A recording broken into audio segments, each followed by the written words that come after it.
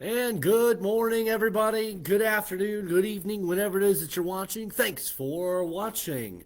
And hopefully, you're watching with Bible in hand, ready to go for our power up on this fine Wednesday, March the 20th. And we are now 2/3 of the way into the month of March. Hard to believe we're coming down to the end. I mean, you talk about a crazy time of year. We got March Madness. We got the baseball season starting. I mean, it's just craziness right now. Then you throw on top, man, and then, oh, man, Easter's going to be here before you know it as well. And so excited about that and trust that you are as well. And I want to encourage you, if you have not picked up any Easter tracts from the church, be sure and pick some up, and let's be passing them out, inviting people to join us for services this coming, this coming every service, but for Easter Sunday specifically, those Easter tracts are for, and I hope that you'll pick some of them up. Anyway, let's hit that share button really quick there as we get started today. Hit that share button. We're going to be in Daniel chapter number 3. And then obviously I would encourage you to continue to comment and like throughout the Power Up. And also don't forget, share as well. All right, Daniel chapter 3 and verse number 8. Daniel 3 and verse number 8. The Bible says, "Wherefore, at that time, certain Chaldeans came near and accused the Jews." And the Chaldeans are going to give us a brief synopsis of what has happened here. So we won't go back and look at the beginning of chapter number 3. The Chaldeans kind of describe it for us, okay? So they came near. This is the second time we've seen the Chaldeans. The Chaldeans were also there for Nebuchadnezzar's dream and said, "We don't know." And then here they are once again at this unveiling of this statue that the people of Babylon were to worship. And then verse number 9, "They spake and said to the king Nebuchadnezzar, O king, live forever. Thou, O king, hast made a decree that every man shall hear the sound of the cornet, flute, harp, sackbut, psaltery, and dulcimer, and all kinds of music, shall fall down and worship the golden image. And whoso falleth not down and worshipeth, that he should be cast in the midst of a burning fiery furnace." So in my mind, I kind of picture the Chaldeans coming into the king. "O king, live forever. Thou, O king," and kind of very cynical and mockingly and sarcastically, "Thou, O king, hast made a decree that every man that shall hear," okay? And then we get all of that once again, that when that decree happened, excuse me, they were to bow down, they were to begin to worship. And then verse number 11, and I kind of picture them, "And, O king, whoso falleth not down and worshipeth, that he should be cast in the midst of a burning fiery furnace." King, didn't you say this? If our memory serves us well, I believe that you said this. Okay, and and then verse number 12, we get kind of the reason why. So I kind of view these Chaldeans kind of like what we would call people maybe when we're younger, tattletales, and I think that would be maybe an accurate description of the Chaldeans here. Verse number 12. Here's what they say.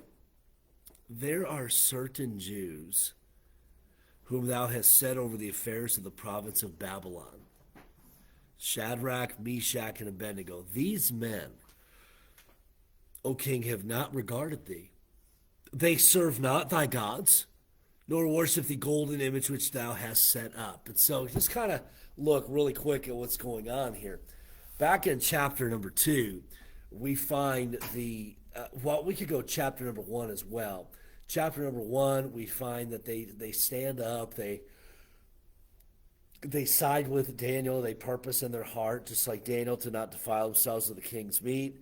We find in chapter number 2, these individuals, Shadrach, Meshach, and Abednego, they acquire power, prestige, wealth, position, All of that because of the interpretation of the dream. And you just kind of consider these Chaldeans, I think they're probably a little jealous. They're probably a little bitter. They're angry that they did not get the position. They did not get the power. They did not get the prestige. So I think they're upset. They're upset that these foreigners, these outsiders, these guys that don't worship the gods of the Babylonians, they don't speak the language of the Babylonians. This Shadrach, Meshach, and Abednego, they've been put in positions of power, and they're jealous. It's the positions that they would like, and so they come. They look. We're going to find other stories here of them looking for opportunity to gain this power, to gain these positions. And here's an opportunity. Oh, here we go. These guys, they did not obey. Let's see what happens, okay? And so they kind of tattle on Shadrach, Meshach, and Abednego. Verse number 13 now, okay? And it says, then Nebuchadnezzar in his rage and fury commanded to bring Shadrach, Meshach, and Abednego. Then they brought these men before the king.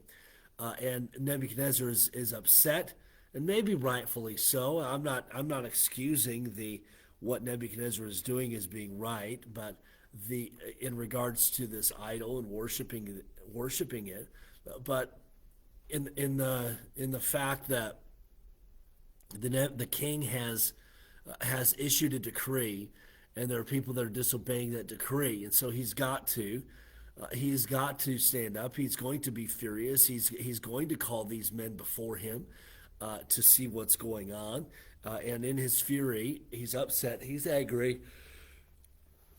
Sends for Shadrach, Meshach, and Abednego. Now, verse 14, Nebuchadnezzar spake, and said unto them, is it true, O Shadrach, Meshach, and Abednego? Do not ye serve my gods, nor worship the golden image which I have set up? And this, Nebuchadnezzar should know this because of his interactions with them in the past.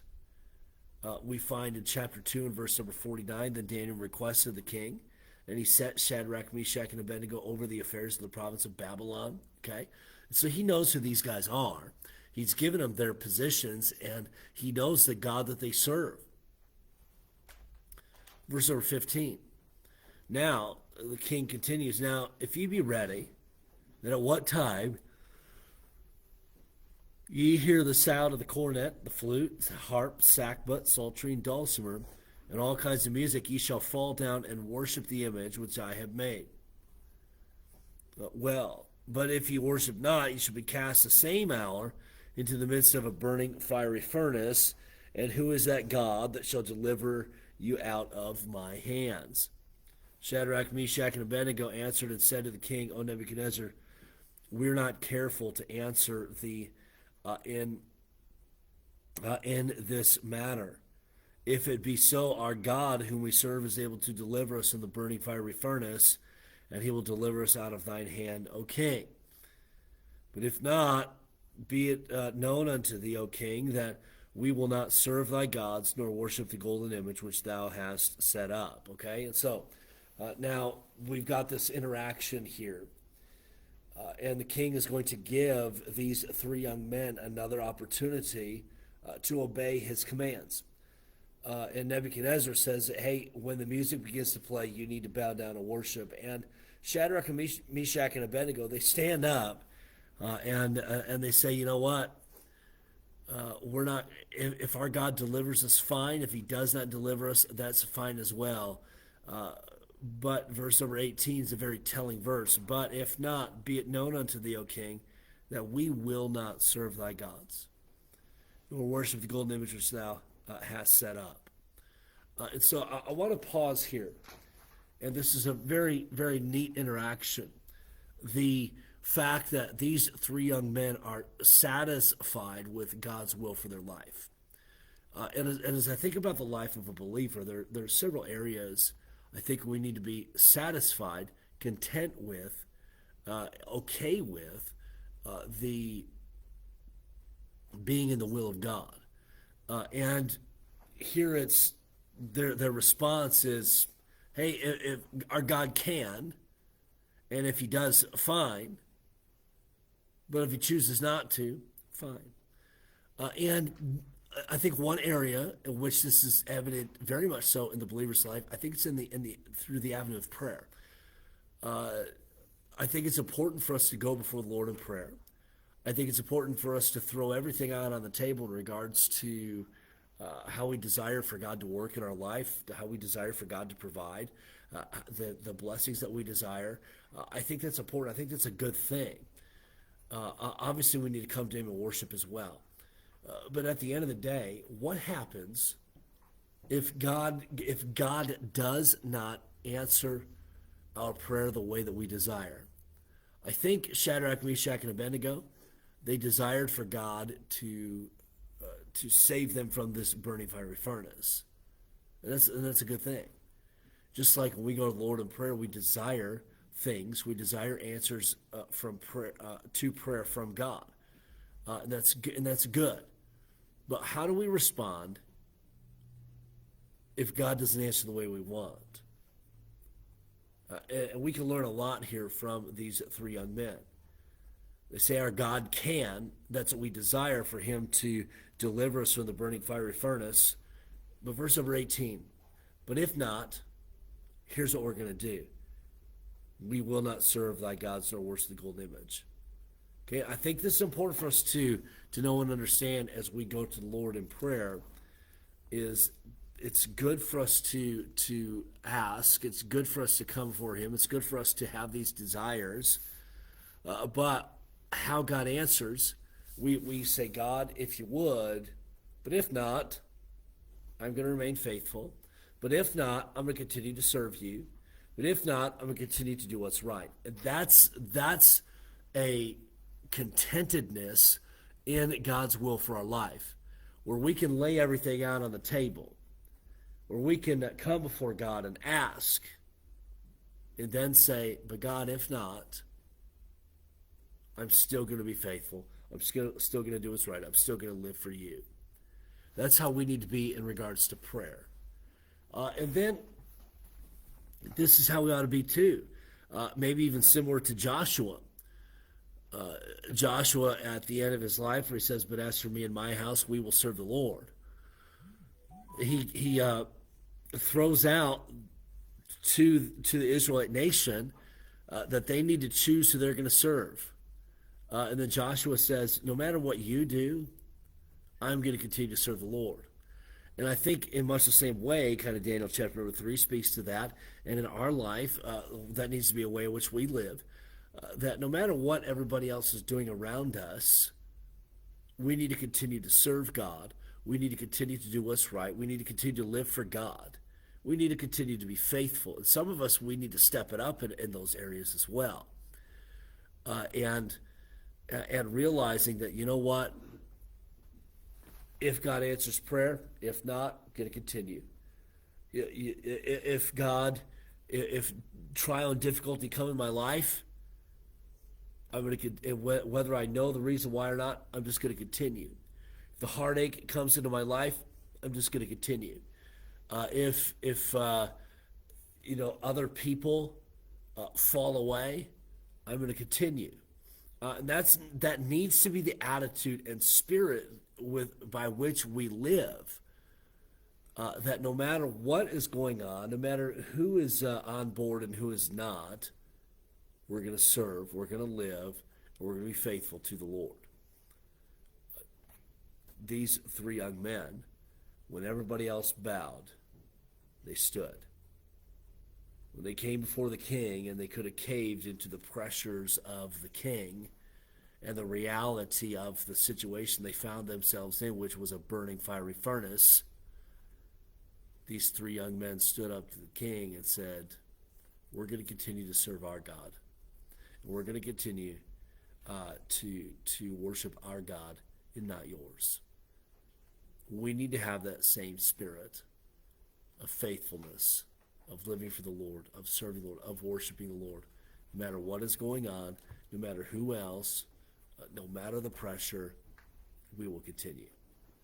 That's the spirit we need to have. Paul challenged Timothy, but continue that. What thou hast learned and been assured of.